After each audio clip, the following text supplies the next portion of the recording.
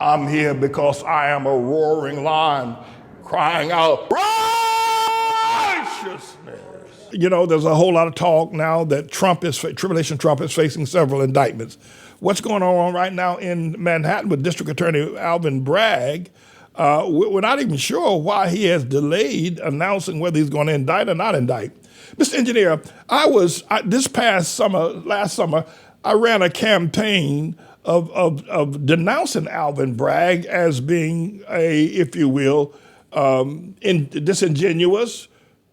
Said he was raised here in Harlem and trained at Harvard, that he was robbed twice and so forth and so on. But he's done nothing to stop the robbery or the crime here in New York City. So I did a campaign against him last year. I rented this truck. Some of y'all may have seen this advertisement. It went on for about a month here in New York City. That's a picture of Alvin Bragg in the far left and me to the closer of the center of the stage, asking Alvin Bragg to stop the theft of what's going on with the gentrifiers here in Harlem. Then on the back of that truck, that lighted truck, beautiful truck, is the arch. I think we have a better shot of that, Mr. Engineer, that could bring up Alvin Bragg's photo a little bit better and show that we ran this for about a month. Right? This truck ran all around in Harlem and allowing people to see me juxtaposed against Alvin Bragg. But now he's the center of attention. Didn't know that he was going to bring this case to the center of attention, but I challenged Alvin Bragg to stop the theft.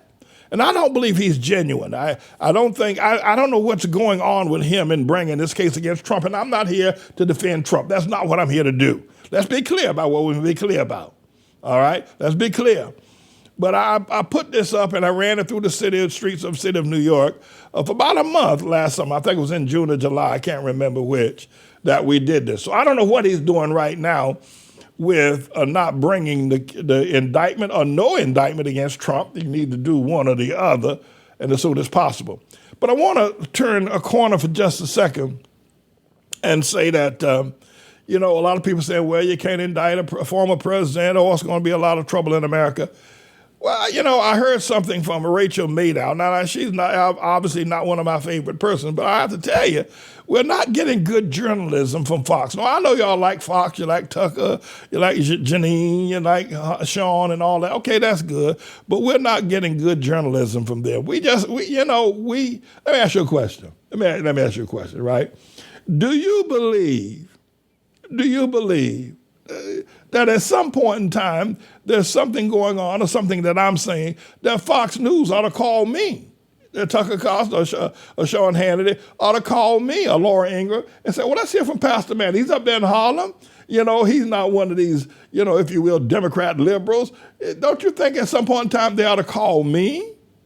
But you know why they don't call me, or why CNN doesn't call me, or why these others don't call me? Because they don't want to hear the truth. You will listen to me every day. You listen to me. You swear by me. And so what's wrong with the news media? What's wrong with Fox? Why don't they call Pastor Manning? Why don't they have him on? You don't have to be there every day, maybe just once a year.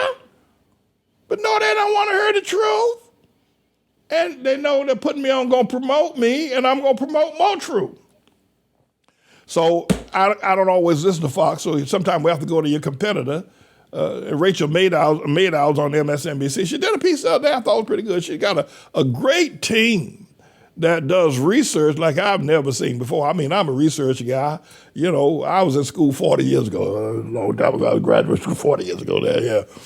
But I know how to do research. And she got a research team. I've not seen anybody in television that's got a research team like it. Anyway, she did a thing the other day about why are we fearing the arrest of Trump when a whole lot of politicians have been arrested. So while she's not my favorite person, and as much as I hate to have to do this, I'm going to let you listen to her outline a whole group of politicians that were arrested, went to jail, many of them. Turn that segment, go ahead and bring it. Take a look at this, Mr. Engineer. Let it rip, Mr. Engineer. Do you want to see a cute picture? Cuteness is in the eye of the beholder, of course, and this is a picture of a guy, and I'm not saying the guy in the picture is himself cute. Honestly, what would I know? Not my area of expertise. But I think just as a picture, regardless of the guy, I think as a picture, this is kind of cute. just in terms of composition, in part because it's got kind of a swirl effect. Like on the upper left side of the image, we've got his eye that's looking kind of winky, kind of headed downstream. But then on the lower right side of the image, he's got the big smirk heading straight up toward his ear. So the whole thing is kind of a swirl, you know? Just as a picture, as a mugshot in particular, I think that's not bad. That person is the Attorney General of the great state of Texas, and that is, in fact, his mugshot. His name is Ken. He was indicted and booked into the Collin County Jail in Texas on felony securities fraud charges a few years ago. Those felony charges are still pending against him. He is still under indictment on multiple felony counts, but it hasn't held him back. Since that mugshot was taken, since he has been under felony indictment, Mr. Ken Paxton has run for re-election as Texas Attorney General twice, and he has won both times. I mean, eventually, presumably, he will go on trial on multiple felony counts. But at least so far, Texas Republican voters don't mind that he's under indictment. And judging from the look on his face, it doesn't seem to be bugging him much either. Even if you just want to stay in Texas, there's a whole bunch of these. This is the very nice mugshot. Not the composition isn't good. There's a little too much headroom here, but the tie looks fantastic. This is the mugshot of a man who was indicted in Texas in 2014 while he was serving as governor of Texas. His name is Rick. After he was indicted in 2014, he got fingerprinted. He got this nice mugshot taken with the perfect knot in his tie.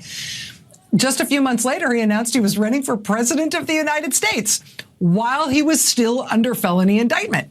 In fact, for the duration of his 2016 Republican presidential campaign, Rick Perry was under felony indictment. They did not drop the felony charges against him until a few months after he had dropped out of the presidential race.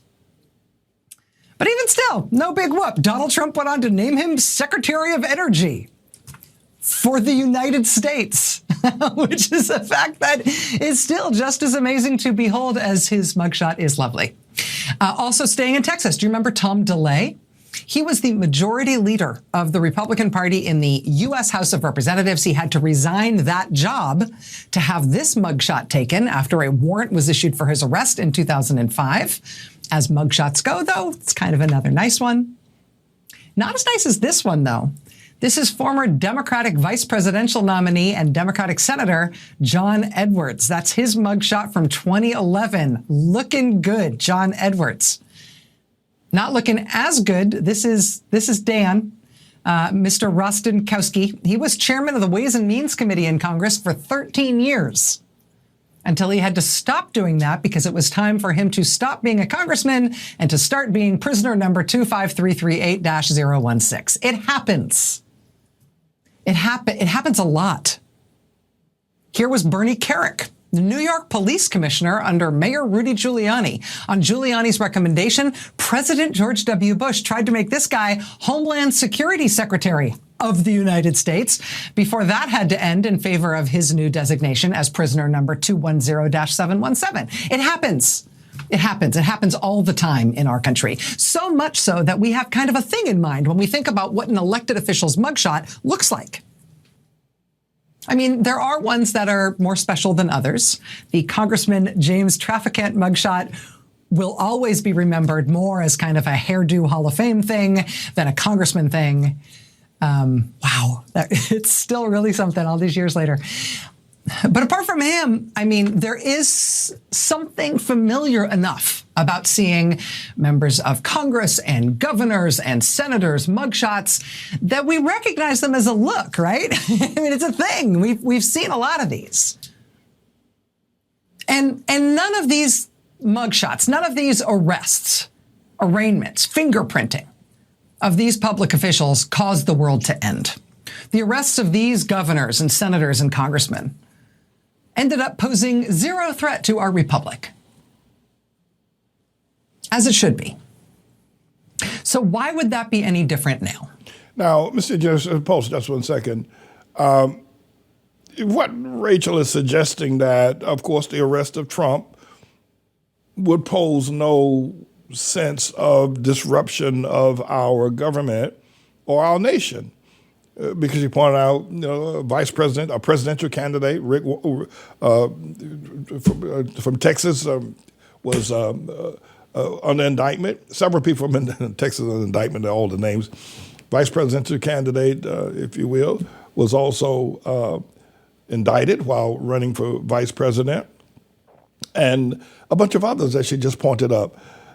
So why would Trump's issue be any different? Well, I beg to differ with you, Rachel, that these people did not have the kind of charismatic flow as does Trump. Moreover, Trump has been assigned by Almighty God the name of the trigger of the tribulation. He has a special purpose of disrupting the harmony of America, which would then disrupt the harmony of the globe.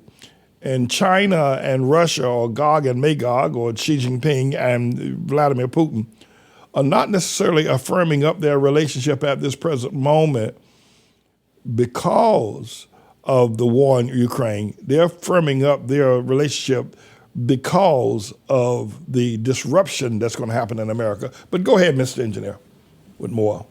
Yes, if former President Donald Trump is indicted in federal court in D.C., or in state court in Georgia, or in state court in New York, or anywhere else, yes, it would be unprecedented for there to be an indictment issued against a U.S. president or former president.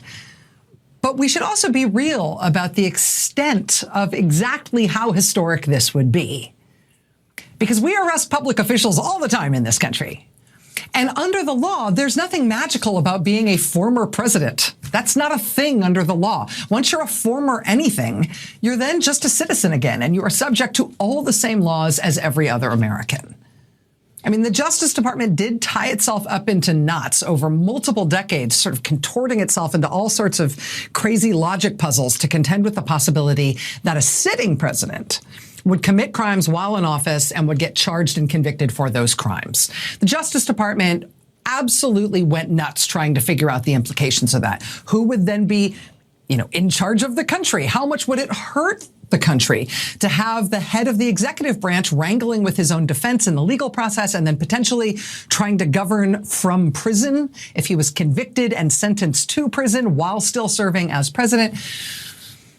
But all that concern at the Justice Department about those hypotheticals, all that worry about a criminal serving president was specific to a currently serving president, which is why they instituted a DOJ rule that said, okay, federal prosecutors can't indict someone while that person is serving as president, but that all right, okay, is the only rule. All right, so I guess we saw the litany of all the high-profile politicians that have been indicted, and many that actually have gone to prison, but they were very high-profile, but it did not disrupt. Trump is different, Rachel, if I can call you that. Trump is very different, and the circumstances are different. The time is much, much different. We're living in a much, much different era. I appreciate the research done by all these politicians that have, and all the crimes that they've admitted. And Lord knows, Lordy knows, there are a whole lot of them that never went to jail, that really never got arrested, and probably should have. Spiro Agnew was one, vice president of Richard Nixon. Richard Nixon himself goes on to be pardoned, by Gerald Ford. Otherwise, he would have been fingerprinted and mugshotted as well. But I do think that we're in the period where people fail to realize, because they fail to realize the word of God, the efficacy of. We're in the tribulation, and Trump is the trigger of the tribulation. And as you can see, he has dominated the news cycle over the past week. And it's only going to get worse in terms of domination of the news cycle.